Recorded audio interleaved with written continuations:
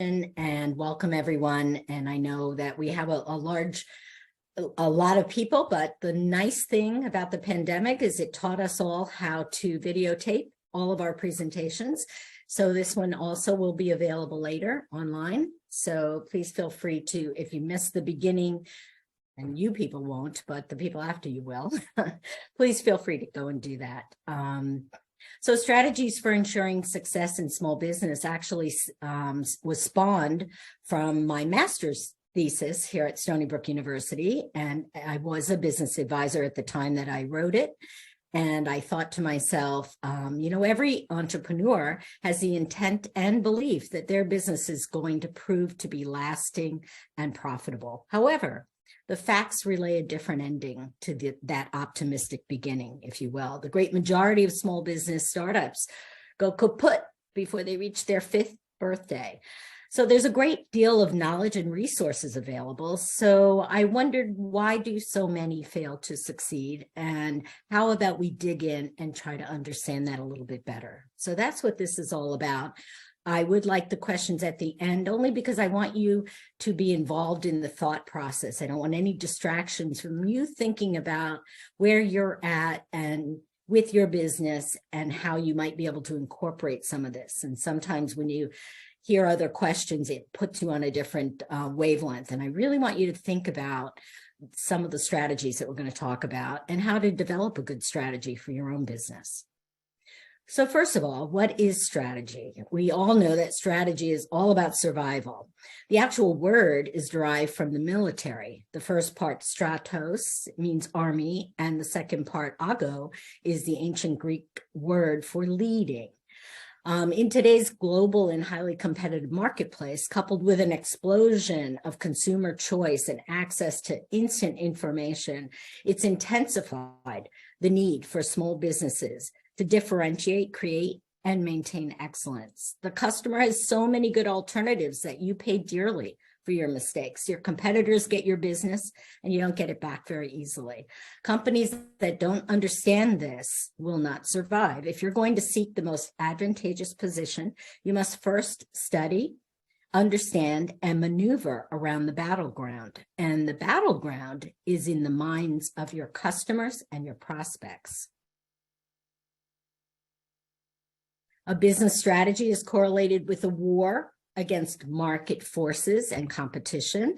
And they always say, if you get your strategy right, the numbers will follow. We'll see if that's true and how you feel about that. Only a small minority of businesses have the ability to sustain their passion, to select a business with a competitive niche, to harness the power of innovation over time, to lead productive and loyal employees without dictating to them, to achieve superior service levels. We give a lot of lip service to that, but very few businesses actually achieve a superior service level, to market creatively and efficiently, and that has changed so much over the last few years, and to sustain profitability in the face of adversity. The most important thing is to review strategies of failed companies, which enlightens us to trouble spots. Trouble spots are visible early and often. However, trouble spots are often ignored and downplayed in favor of naive enthusiasm, hope. Oh, it's only temporary. Oh, it's insignificant. Oh, it only applies to the other people. So this is a lot of where the trouble spots come. And where do we get the will to keep going forward? It's our passion. Our passion is so important. There's an upside to passion. It motivates. It creates a tangible, powerful momentum. Most entrepreneurs have a lot of zeal, which eliminates fear. They have that drive to move forward. They're going to do this. They want to do this. Passionate people really love what they're doing and they don't want to stop. An entrepreneur that has good passion comes up with inventive ways to overcome obstacles that would stop others on the spot. This is a really critical trait for entrepreneurs. The lack of passion is often the difference between failure and success. Passion doesn't have to be for the actual mechanics of the business. mechanics such as doing the books. It can be focused equally on what that company stands for. Are you passionate about what your company actually stands for? And it needs to be strong, and it needs to be sustained over time for the business to last and prosper. There is a downside, though. Often entrepreneurs fall in love with the idea of owning their own business, being their own boss, controlling their own destiny, and they allow that passion to become an entrepreneur, override the efforts to research and objectively review the business opportunity and the challenges ahead. It's a double-edged sword. It can blind you. It can prevent you from seeing those flaws and those trouble spots. If it's uncontrolled passion, it can hinder your progress. There's a need for testing assumptions. We all make assumptions about what's going to work, what our customers want, but those assumptions need to be tested. Nurturing is essential. We all in our own lives know that we start doing something, we're really excited about it, and then over time we kind of get bored, and that boredom is something that every business owner has dealt with at some point in the lifespan of their business. That boredom creates a loss of momentum. That charge that you had every morning when you wanted to get up and go to work, it starts to die off if you don't keep your passion alive. And it has a trickle-down effect on your employees and your staff and your customers. Most importantly, they start to see that things aren't as exciting as they were with your business in the beginning. Unfortunately, can also lead to bad press. And with today's social media, you could be, somebody could say something bad about you and decide to get back at you for something that you did or didn't do. And it could be all over social media in seconds and shared with many, many people. So it really is a new world out there when it comes to the bad press that we can possibly get. How do you get the passion? You can't manufacture passion. You can only discover what ignites your passion and the passion of those around you. You can feed passion for the business by helping others, realizing the benefits from your business, building a reputation for being the best, producing a product that maybe helps the environment. For instance, most successful golf teachers, a lot of golfers out there, they not only love the game, but they enjoy helping others master it. Many people who sell real estate, they get a genuine thrill from matching someone to the perfect home. I know when I was a commercial lender, I used to get a lot of financial statements from people to decide whether or not they would be approved. And I remember that excitement when I got a new deal and new financials, and when I sat down at the computer for the first time to look at everything and to crack the numbers. Does that belong to everybody? No, but that was my passion. I enjoyed it. I really got excited about that when that happened. So you have to identify what is your passion. What makes your boat float, as my mother used to say all the time.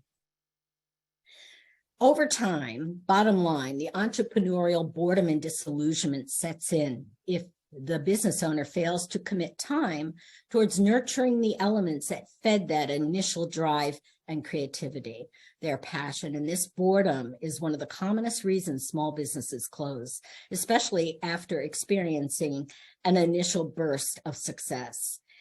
If you successfully apply ideas but stop doing them, you're going to slide backward from great to good or worse. If you're easily bored by routine, and many entrepreneurs are because they're natural salespeople, they have a lot of passion, you have a choice. You could move from one business to another every few years in search of variety. We call that a serial entrepreneur, someone who loves that startup, who gets that passion, who wants to get it going, wants to build a successful business, and then wants to sell it and move on to something else. And we've met with a lot of people like that. People who, I opened a daycare center and then I opened a retail store, and now I'm looking for something else to do. It's definitely something that happens.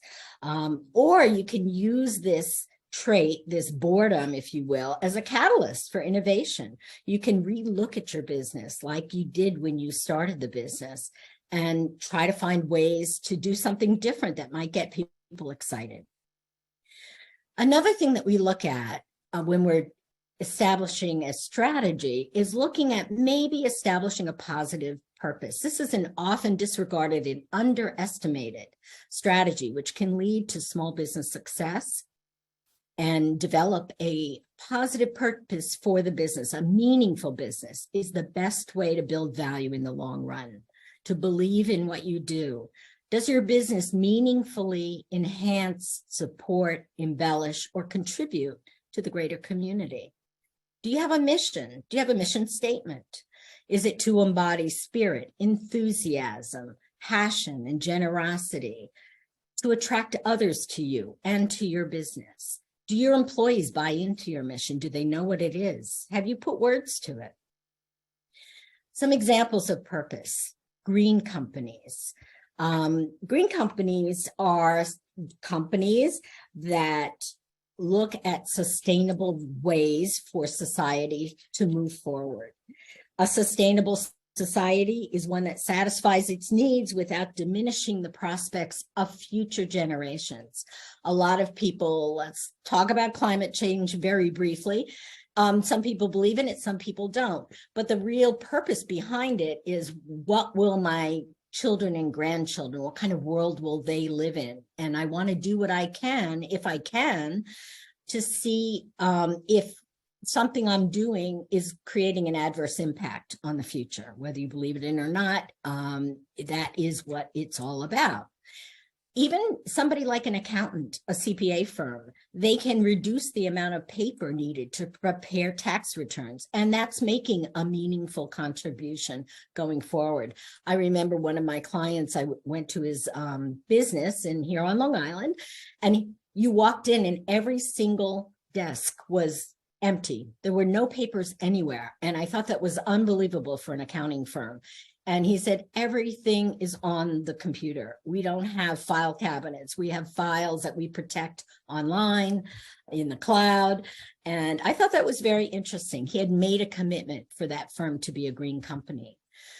Another way to have purpose is to educate your consumers, to unravel complex knowledge, to debunk scams and provide referrals to reputable firms. As a matter of fact, Yahoo, some of you may remember Yahoo, they became successful because their founders saw their mission as helping people navigate the web. Believe it or not, we didn't know what we were doing back then. We loved that they came forward and helped people understand it. Another way to educate is maybe it's a barbershop, and he wants to educate men about healthy hair care and effective remedies to reverse baldness. He might want to debunk the scams that he hears about and provide a comprehensive list of reputable doctors who treat hair loss. So there's a little partnership there that is a purpose. Partnering with a charity or a nonprofit to share a percentage of your profits, or how about what they're doing a lot now at Stop and Shop and places, they round up to the nearest dollar, and the difference actually goes to a charity. And I know at Stop and Shop, the grocery store, they'll have different charities once a month. Maybe it's juvenile diabetes, maybe it's American Heart Association. And then they'll ask me, do you want to round that up? And we're having a campaign right now. It's kind of a nice feeling. If, you know, it's just cents and it's easy to do. You could also donate services and products. I had a client once who owned a cleaning company, and she had a sister who had breast cancer, and she decided that she was going to donate her services to people undergoing chemotherapy and make them feel good about the environment they were living in. And that was something that she took on. Other businesses found out about it, and they also started donating to that cause. So I think it's a wonderful way to feel good about what you're doing and to add value and to put it out there to the world. And when you put things out to the world gives back to you. Another way to have purpose is to commit to that excellence and that superior service.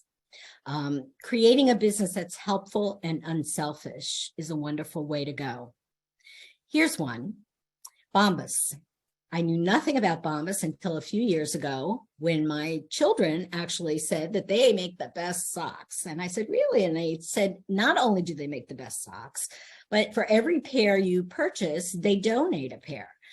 And I kind of really thought it was kind of scammy to me, but I actually looked at their website and I found that the co-founders, Randy Goldberg and David Heath, who had never been in the sock business, had a dream when they learned that the number one most requested item in homeless shelters is socks.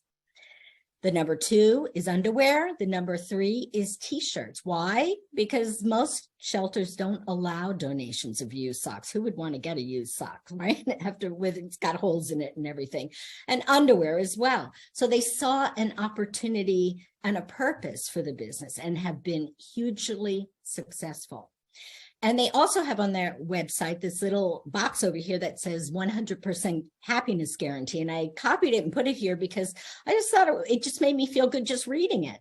It says the Bombas customer happiness team is your go-to when you need a recommendation, a refund, or just a reason to smile. Seriously, reach out, even just to say hi. I thought it said a lot about the people, and Bombas makes and donates these items to solve this problem in their communities. And they also are a sustainable business. The way they manufacture the socks is also done very carefully. So it's an interesting example, and one that's alive and well and doing very well in our business. I thought I would put a couple of graphic things on here just to kind of drive home this point. Here's one that talks about the 3 top issues consumers identify with when making decisions about a brand. Number 1 is how the company treats its own employees. You know, there are some companies out there that are known to be pressure cookers or long hours or no benefits or just a horrible place to work, and they churn through their employees and they get that reputation in their community. And a lot of people don't do business there. They just don't want to be a part of that. The second is, again, how the company treats the environment. Some people have a lot of recycling things built into the company, similar to that accounting firm I was talking about. And the third one is how the company supports the communities in which it operates. We all know the food drives and the clothing drives and the boxes at the employers' offices and things like that. Those are ways that they are showing that they know they're a part of a larger community and they want to be helpful. It's a good feeling. Here's another graph that talks about purpose-driven companies, which are companies that are committed to both making money and making a positive impact on the world.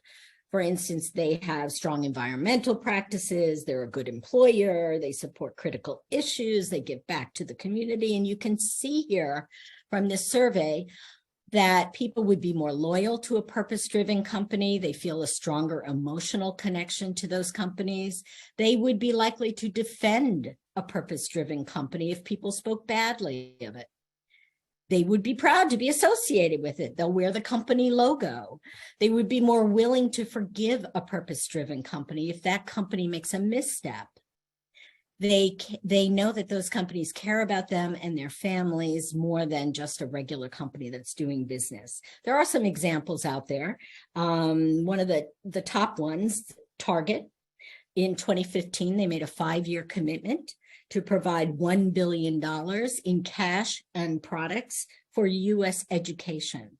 And they committed that money in 2015. It was a 5-year goal, and they delivered on that promise. Another company, Salesforce, encourages employees to volunteer, and they give their employees 7 days off annually to volunteer for different causes.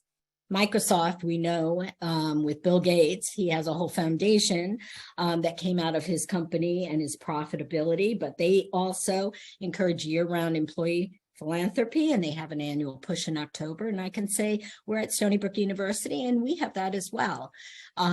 Stony Brook is actually a very big purpose-driven company that knows that it's a part of the community and does a lot of philanthropic things and encourages its employees to donate blood.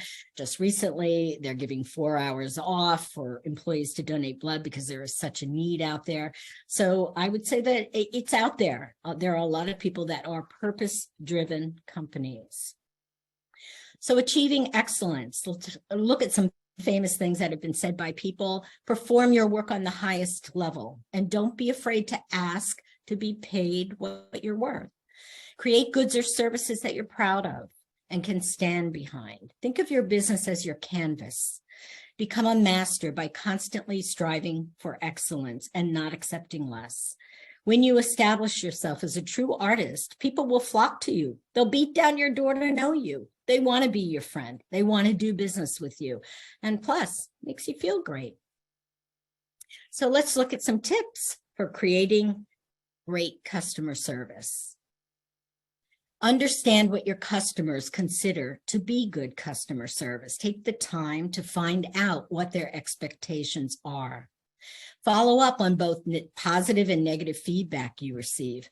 Monitor your social media platforms for positive and negative comments.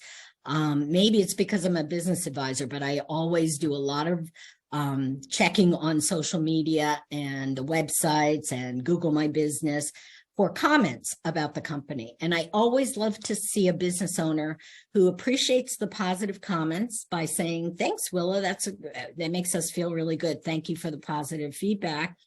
And the negative one saying, I would like to make this right. Please call me. Here's my number. Obviously, you had a bad experience and this is not what we're about. It's important to address those negative comments.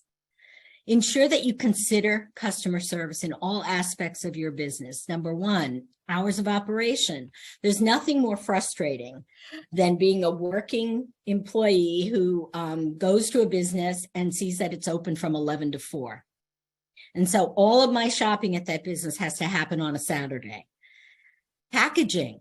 One of the reasons I go to small business retail stores in my neighborhood, one in particular comes to mind, they gift wrap. And it's an old tradition that the big box stores used to do many years ago, but don't do it anymore. And I would pay more knowing that I can go in and get a gift that's completely wrapped and pretty and nice and gets my the recipient all excited. It's a nice thing to do. Rewards for repeat customers. This is another thing. A lot of restaurants do this. They have the little punch card. Seems really hokey, but people love it. You know, I get to buy 5 meals and I get the sixth one free, something like that. It's kind of a game. It kind of brings up the gambling in us all. But what does it really do? It gets you to come back and patronize that business. And returns, do you welcome them? Do you embrace them? Do you make it easy? Or do you create a difficult process for returns? So understand that that's all a part of your customer service. And continuously look for ways to improve the level of customer service that you deliver. Remember, quality is remembered long after the price is forgotten. And I always say cheap always comes at a price. Right? So yes, it may cost people less for your competitor, but if you put the quality in and you know what that quality is, they're going to remember that long after the price is forgotten. Managing risk. The elements of risk need to be carefully examined to make informed decisions and choose appropriate paths and actions. And you have to think about continuing your funding of initiatives that are not really achieving the goals that you want. So all business involves risk. It's greatly reduced when you learn everything you can about what you're doing. Education is very important. I'm not talking about formal education. I'm talking about knowing your industry and what's going on in it. Ignorance is really inexcusable these days. I can Google and in seconds, I can get any information I need. So any questions you have, you can ask Alexa. She'll even be able to tell you. Elements of risk need to be carefully examined to make informed decisions and choose appropriate paths. The goal is always to create a profitable exit strategy. And people say, well, what am I thinking about leaving the business? Yes, this should be a part of your succession planning. And I know it's like financial planning. Nobody wants to think that far in the future, but wouldn't it be great if your employees were a part of that strategy and they actually thought maybe they could start buying some stock so that someday through like an employee stock ownership plan, they could become the owner and you could leave with money in your pocket and a really good feeling that you left it in good hands with people that helped you build the business. Risk-taking. Often, the company culture encourages short-term thinking designed to improve and foster quick results to the bottom line without consideration for long-term consequences. This is a skill that must be carefully cultivated. It's an important ingredient towards ensuring accomplishment. Entrepreneurs are often natural salespeople. They're so good that they can even sell themselves on the idea that the risks are minimal, which makes them charge forward without any idea of really where they're going.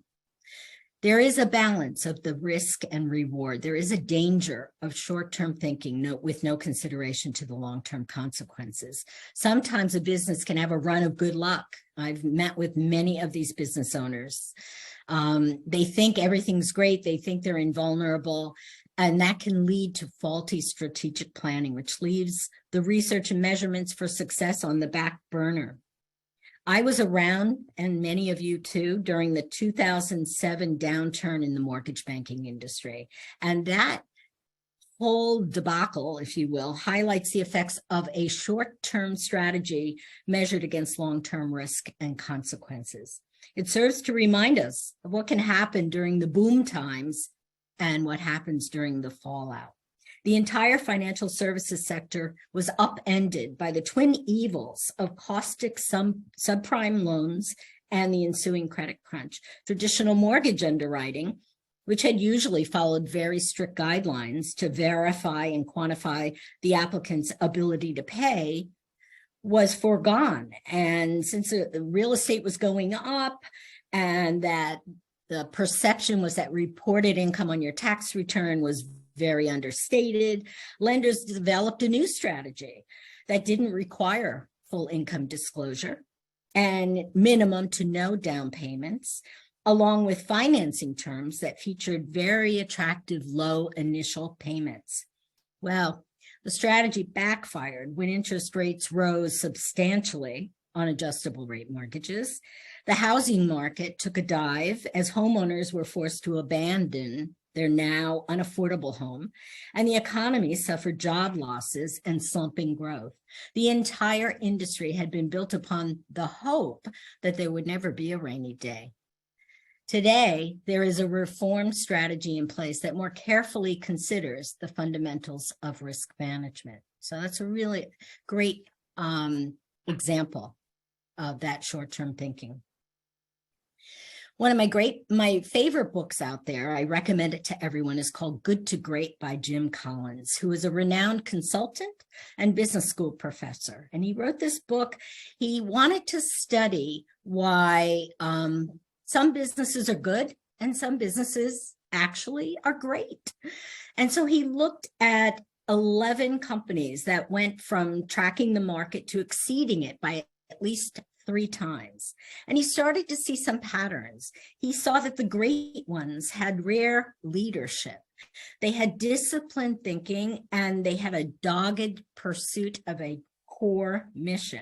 And he found also that they assembled the right team first. And that was more important than having the right idea. You know, I remember Warren Buffett always saying he didn't get great by himself. He had a team of advisors that he counted on to keep him in the right direction. He was a very smart man, is a very smart man. From the time he was very young, he studied financial statements. But he said he also knew the value of a good team around him, someone who knew human resources, someone who knew the accounting part, all of those different aspects to the business. He made friends with people like that, partnered with them, hired them as time went on. One thing Jim Collins says, which I love, is the stop doing list is as important as the to-do list. We all have a to-do list, but what about the stop doing list? Leading from good to great does not mean coming up with all the answers and then motivating everyone to follow your vision. It means having the humility to grasp the fact that you do not yet understand enough to have all the answers, and then asking questions that lead to the best possible insights. Jim Collins talks about achieving level 5 leadership, which is personal humility coupled with professional drive. These kind of leaders do whatever it takes to get results, and they also groom successors, so companies stay successful after they depart. And one of the things I thought was very interesting is that their leaders tend to emerge from within the company rather than brought in from the outside, which is very interesting because I call it the girlfriend mentality where, oh, everybody out there looks really good. I'm going to bring them in and everything will be good. When sometimes what you have right on your own team, it just needs to be motivated and supported to become even better than they are today. So this is all talking about going in with our eyes wide open, right? Surround yourself with smart people who question your ideas and assumptions. A lot of what we do here at the Small Business Development Center is not necessarily to be the cheerleader, but to help you do the due diligence that you need to do to create a successful business. You want to welcome confident people who push back and provide intellectual challenge.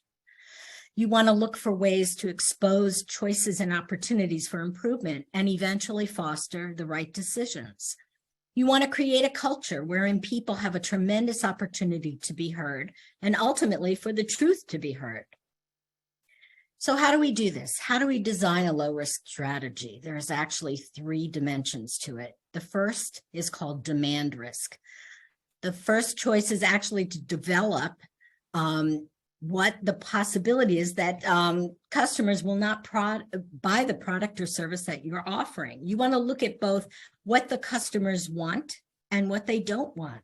And this defines your demand risk. The second step is identifying your core objectives that can't be easily imitated by competitors.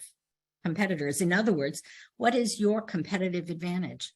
There is a possibility that other businesses could imitate what you're doing and take customers away. A business owner needs to incorporate measuring tools that serve to warn of issues before it fails in order to shift direction and consider other options. You want to become competitor-oriented. And that's really when you're doing your marketing strategy. What are your competitors doing? You could also imitate them if they're doing something good, right? It's very, very important to know who those people are. What are they doing well? Go to their business, check it out. Back in the day, I used to be one of those secret shoppers that went into businesses and filled out a questionnaire afterward about what they were doing. It was part of the market research that was done for the company I was working for. And then there is, of course, the capability risk. So you could unfortunately get a lot of demand and not be able to deliver. So there is that potential for your business to overpromise and underdeliver. So you really need to understand, what do we need to do to make it happen? And this is really absolutely critical. And your employees need clear communication on how they must contribute in order for the strategy to be successful. Executing on your strategy is much lower with a motivated employee. Many businesses, by the way, today are outsourcing a lot of their core activities, which gives them an unprecedented advantage of scalability, meaning the ability to grow quickly, because a lot of their, they don't have to hire people. They already have professionals out there that can help them quickly scale if that's the case. So that may be something you might want to consider in your own strategy. So the steps, again, you're going to define your core objectives. You're going to define your competitive advantage. What makes you different? Why are you unique? Why should I buy from you? Why should I even talk to you? Define what you need to do to make it happen. It's not easy to do this, but it can be done. And then you want to work to build your business without significant overhead.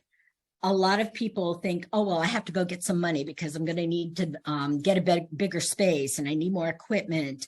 What you want to try to do is grow as organically as possible. You want to build your business from within and create bigger demand so that when you are profitable and your financials are starting to look like, oh, this is a business that is starting to take off, you're going to have lenders that are going to want to give money to you. What happens a lot of times is people want all the money up front so they can invest it, but they don't really have a really clear strategy, which is why a lot of lenders, all lenders really, if you're a pure startup, they're going to want to see a business plan. They're going to want to see that you took some time to really think about how you're going to make this work. Most lenders are historical lenders, so they're going to look at your what happened historically, and if they see a growth pattern that is organically getting bigger and bigger, and now you're outgrowing your space and the demand is there and you've got a great reputation, just think about it from a common sense point of view. Wouldn't you want to invest in somebody like that? Makes a lot of sense, right? So the last thing we're going to talk about is probably something everyone on this call knows a lot about: adapting to change. It goes without saying that a business needs to be flexible and willing to adapt to change. All too often, businesses ride the wave of prosperity for many years before suddenly and surprisingly, they're stopped in their tracks as a result of losing sight of competitive trends and the impact of innovative changes within their industry. There's a term out there called organized abandonment, and it was first coined by Peter Drucker, who is a management consultant and an educator and an author. He wrote a lot of books like The Effective Executive, Managing by Results. His writings actually contributed to the foundations of the modern business corporation. He always thought that business managers should ask themselves if they would enter into the same market today. And if not, they should be looking for opportunities elsewhere. You know, there's always so much change going on. Are you looking around? Are you seeing what's coming? Or are you just focused on the day-to-day? The only constant is change. The only certainty is uncertainty. And entrepreneurs deal with a lot of uncertainty. It's something they have to master. What is the strategy against that? Staying alert and on top of the game, ready to take advantage of emerging opportunity is really seen as the only way to compete. And you want to be there first, right? You want to be the person who identifies where things are going and puts it in there. And on this slide, I wanted to talk just as an example, the pandemic, because we here at the Small Business Development Center saw it firsthand. Our own capacity was very challenged. We had so much demand. We all had to really pivot and do things differently, which is why we started doing things on Zoom, right? We all changed so much. We saw businesses that didn't even have a website, had no way to be noticed by everybody that was out there who suddenly were home and wanted things delivered to their home or wanted to have pickup. Even the retail stores, they had, you know, where you drove up and the person ran out with the thing that you purchased, or online shopping became so important. There were a lot of strategic lessons, and they were learned the hard way. And the simple statement is we lost touch with where the marketplace was going. This was happening before the pandemic. People were shopping online. It just got exaggerated during that period. And we all realized that, wow, I didn't have a savings in the account to get through a time like this. I never expected all of the stores to close. It was an amazing time. And yes, the government came in and helped businesses financially, but that wasn't the most of it. The most of it was that things changed, and they really have stayed changed. Many things have stayed changed. You know, it's funny. I didn't do a lot of online shopping, and now I do. And now I see why everybody does it. It's very convenient, but that doesn't mean that that small business in my neighborhood has to go away. Like I said, there are ways that they can become special and unique and different than what you can get online. So it's not that everybody has to go in that direction, but you do want to incorporate that technology and that innovation into what you're doing. You want to make your innovation continuous. The key lies not in better information, but in turning that information into information that can't be ignored. If you're an existing business, sorry, I'm going to take a drink here. You want to improve incrementally. You don't want to fundamentally reinvent. You want to focus on ideas that can be implemented promptly. You want to focus on the real needs of your target market, not on your hopes and dreams. What do your customers really want from you? What would they like to see? Have you asked them? Do you have a customer database where you can reach out to people and survey them? Can you give them an incentive to survey? When they come into your store, if you are retail, can you say, this week we're surveying everyone. We want to make sure we're on top. It's totally anonymous, and have a little bucket and they can just fill out, answer a few questions and throw the answers into a bucket. You can do it that way, or you can do it online through SurveyMonkey. Some of you may know that a lot of the stores have that, where the cashier will say, oh, could you go online and fill out the survey and you could have a chance to win $500, something like that. That's how they collect information about their customers. It's very important to really make sure that your assumptions about your customers are the real assumptions. You never know. They may walk out every day and go, oh, I wish they had those olives. Why don't they have the olives? They should have the olives. You never know what it is. That's my own thing. They never have the olives. Often the most basic improvements are received more favorably than clever breakthroughs. It could be something very simple.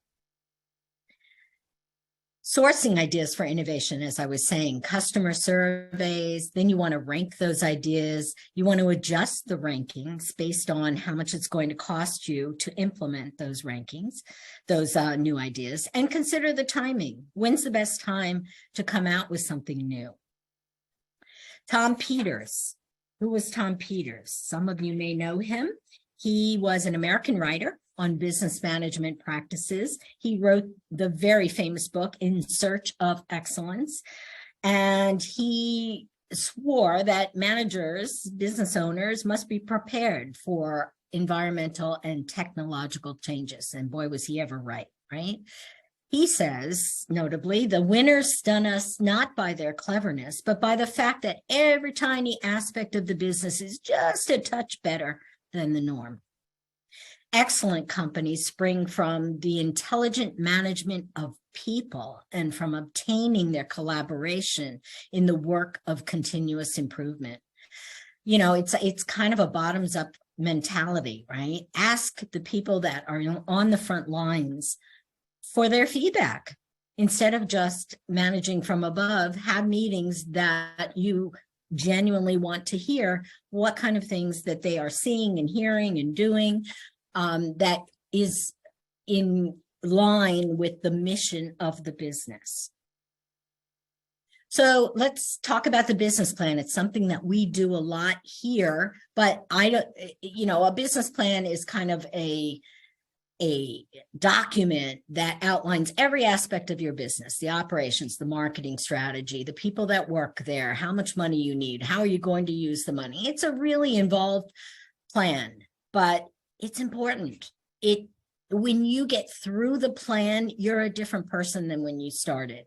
You're either all in at that time and you've got a really strong confidence and passion for what you're doing, or maybe not. Maybe you realize this isn't the right time. The opportunity isn't really there. It always is a match between timing and opportunity. But let's talk beyond the business plan. If you've done one, beyond it.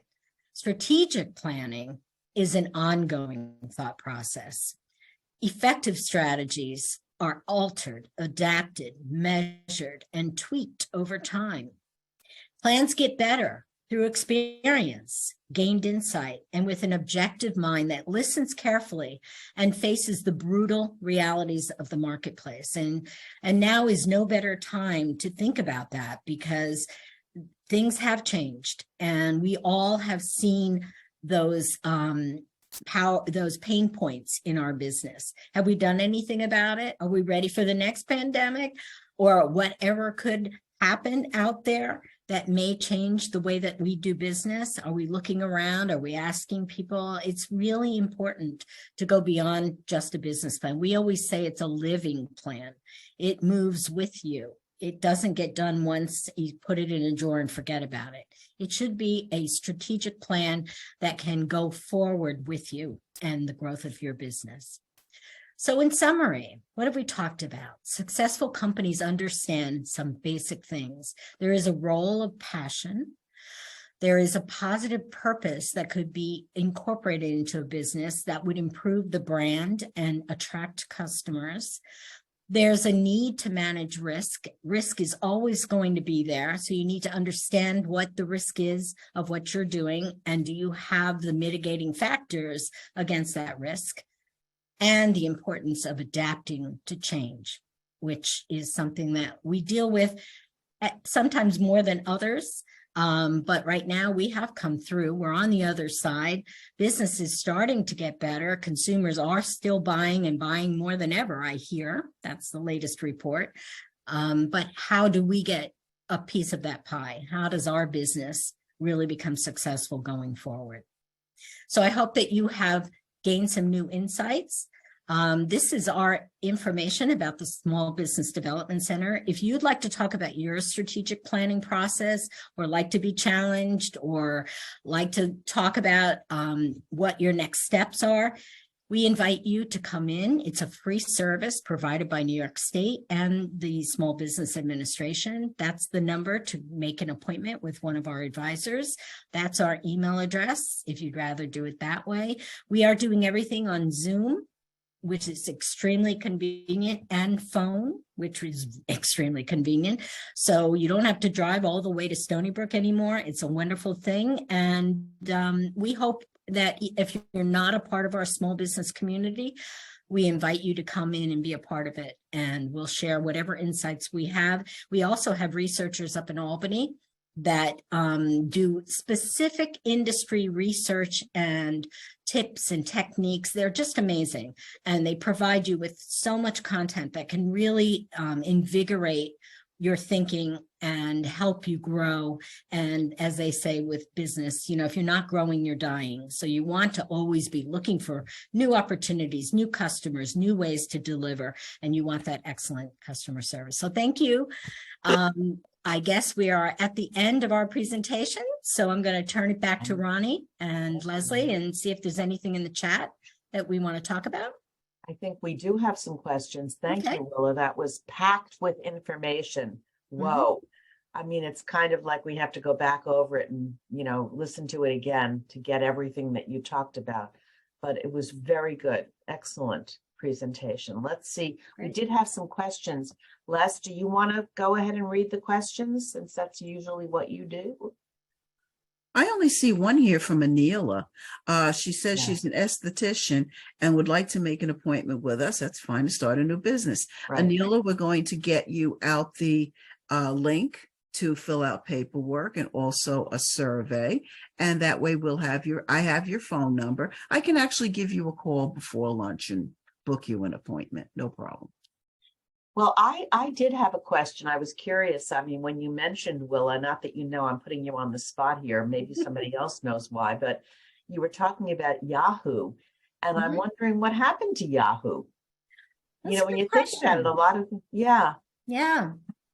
Maybe somebody in the group knows. Yeah, I think I have still seen at yahoo.com in some of the emails. Yes, I do too, but it's just not, you know, it's funny how apparently their strategic vision was good in the beginning, got them going, got them the branding, but somewhere along the line maybe fell off our radar, right? I guess so. And there's a lot of other companies like that. I can't think right now, but I mean, in the beginning of the computer age and the internet and searches and all of that, there were other companies, and then just some, that would be interesting to read about. How the big players ended up becoming bigger. Yes. Right? Yes. It'd be very interesting to see. Yep. Like I remember my daughter used to use Hotmail. I mean, what was Hotmail? What was that? Yeah. And when she Some had to people go to still get, use, she said, I think some I have people to. still use Hotmail too. Yeah, well, and also AOL. Right. It happened to AOL, you know? Anyway, this was interesting. So if there's no more questions, we should probably go, and thank you all for attending. And I believe Leslie sends a survey out. So if you have any feedback for me or about the presentation, please feel free to share it. We appreciate you coming today.